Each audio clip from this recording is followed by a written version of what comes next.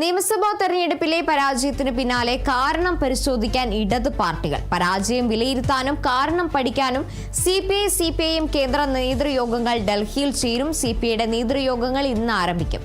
പരാജയ കാരണങ്ങൾ ഇഴകീറി പരിശോധിക്കുന്നതിനൊപ്പം തുടർന്നുള്ള പ്രവർത്തന രീതി എന്തായിരിക്കണമെന്നത് കൂടി ആസൂത്രണം ചെയ്യാനാണ് നേതൃത്വത്തിന്റെ തീരുമാനം. സിപിഐയുടെ സെക്രട്ടേറിയറ്റ് യോഗവും ദേശീയ എക്സിക്യൂട്ടീവും ഇന്ന് ചേരും. നാളെയും ദേശീയ കൗൺസിൽ യോഗം നടക്കും. സംസ്ഥാനത്ത് നിന്നുള്ള തെരഞ്ഞെടുപ്പ് റിപ്പോർട്ടുകൾ യോഗം വിശദമായി ചർച്ച ചെയ്യും. ഈ മാസം 10-11 തീയതികളിൽ സിപിഎം പോളിറ്റ് ബ്യൂറോ യോഗം ഡൽഹിയിൽ ചേരും. കേരളം ഉൾപ്പെടെയുള്ള സംസ്ഥാനങ്ങളിലെ തിരിച്ചടിയും വോട്ട് വിഹിതത്തിലെ കുറവും PB വിലയിരുത്തും. ഇതിന് പുറമെ പിണറായി വിജയൻ പ്രതിപക്ഷ സ്ഥാനത്തേക്ക് വരുന്നത് സംബന്ധിച്ചും PB തീരുമാനമെടുക്കും. ഈ മാസം അവസാന വാരം കേന്ദ്ര കമ്മിറ്റിയും ഡൽഹിയിൽ ചേരുന്നുണ്ട്.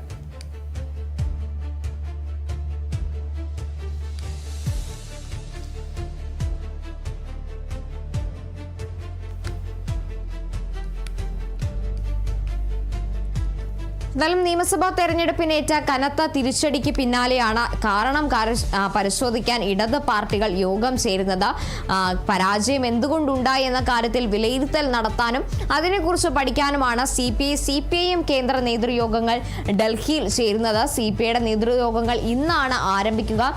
പരാജയ കാരണങ്ങൾ, എന്തുകൊണ്ട് പരാജയപ്പെട്ടു, കഴിഞ്ഞ 10 വർഷം തുടർ ഭരണം നടത്തിയതിൽ എന്തുകൊണ്ടാണ് പരാജയപ്പെട്ടത് എന്ന കാര്യങ്ങൾ ഇഴകീറി പരിശോധിക്കുന്നതിനൊപ്പം തുടർന്ന് പ്രവർത്തന രീതി എന്തായിരിക്കണം എന്നത് കൂടി ആസൂത്രണം ചെയ്യാനാണ് നേതൃത്വം തീരുമാനിച്ചിരിക്കുന്നത്.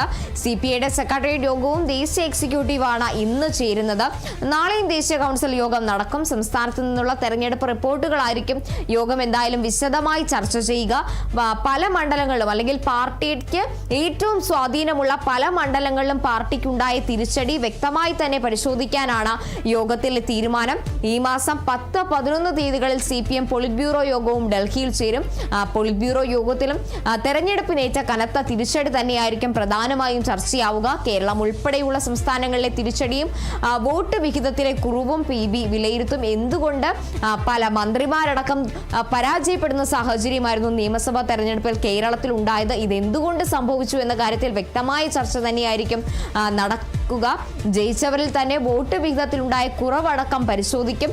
ഇതിനു പുറമെ പിണറായി വിജയൻ പ്രതിപക്ഷ നേതാവാകുമോ എന്ന കാര്യത്തിലും തീരുമാനം ഉണ്ടാകും.